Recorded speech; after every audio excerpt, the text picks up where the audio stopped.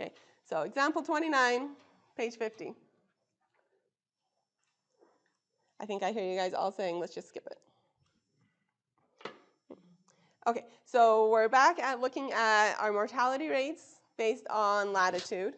Okay, again, SAS will give this to you, but knowing what it is and where it comes from can be useful. So one thing you might need to notice is that it tells me that I have 49 states. Okay, so I'm going to say n equals 49. You might have also noticed a lot of our formulas needed a p. So let's write ourselves a note up here. P is the number of betas in the model. So it's not the number of predictors, because how many predictors do we have here? We have only one predictor, latitude, but it's the number of betas. So what I mean by that is like mortality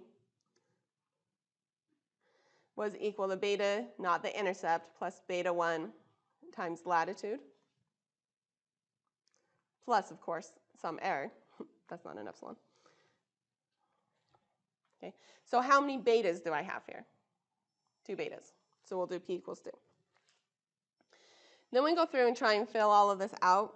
It's just kind of difficult to write all the formulas here. So let's start with degrees of freedom. That's my first column right here. So degrees of freedom, we know degrees of freedom for our model, and this is all just looking back at the formulas from the previous page. I don't memorize these. Most people aren't going to memorize these. Okay. Degrees of freedom for the model are p minus 1. We have p equals 2. So 2 minus 1 is 1. Degrees of freedom for the error, that formula is n minus p. So n is 49, so 49 minus 2 is 47. So that's my degrees of freedom for the error. And degrees of freedom total is equal to n minus 1. So 49 minus 1 gives me 48. So we found degrees of freedom for the model, error, and total.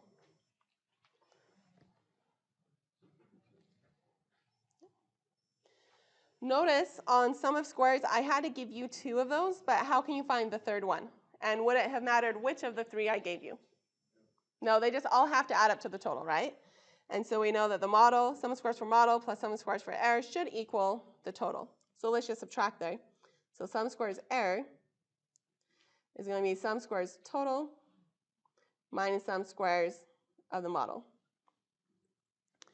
So these are some big numbers. We have 53,637 minus 36,464. Which gives me 17,173.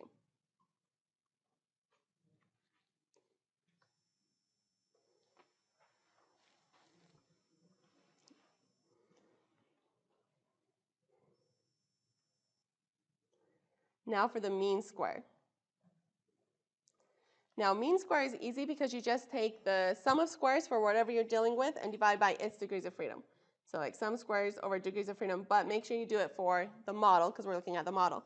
So we'll do sum of squares for the model divided by degrees of freedom for the model. So 36464 divided by 1 gives me, not surprisingly, 36464. So that's kind of an unfortunate example because it gives me the same thing, so it's kind of hard to see what changed.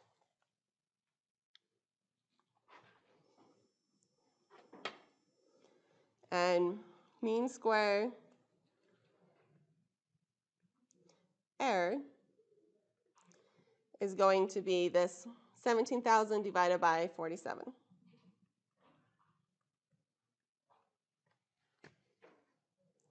Which is about 365.38.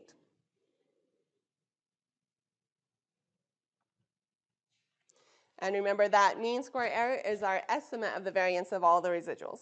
So that's our, when we talk about a constant variance, this is the constant variance, 365. Notice that a couple of these are blanked out. That's because SAS doesn't give it to you because we don't find them useful for any of our future calculations. So any questions up to this point? Doing good? Okay, so again, all these formulas are just back on the previous page. Okay, how did we find F? If you look back at the previous page, what is F?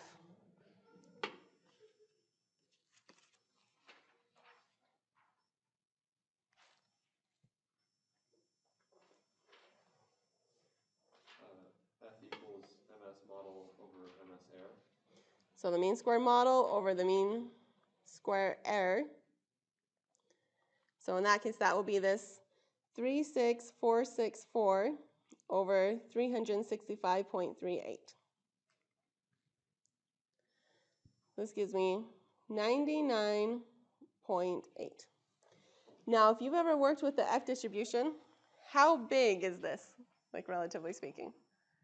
This is going to be big. It is going to be way, way off that chart, right?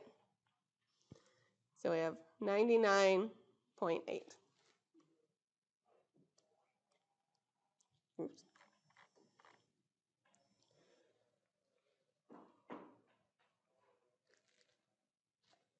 Okay.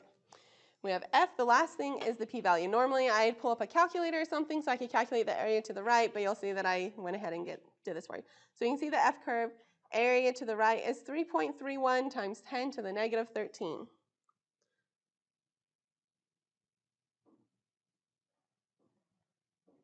So 3.3 times 10 to the negative 13, that's going to be a very, very small p-value.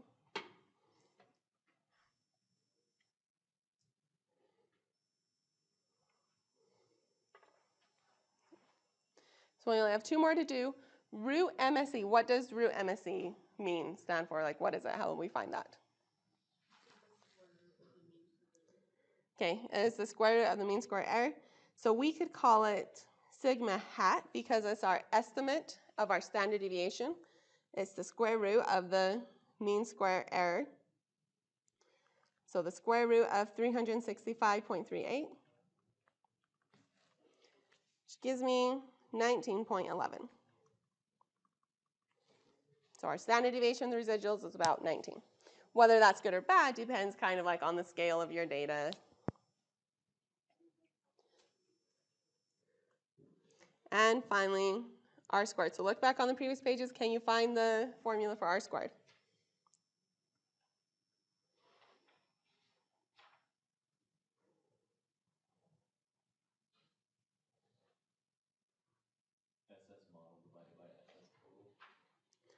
SS model over SS total.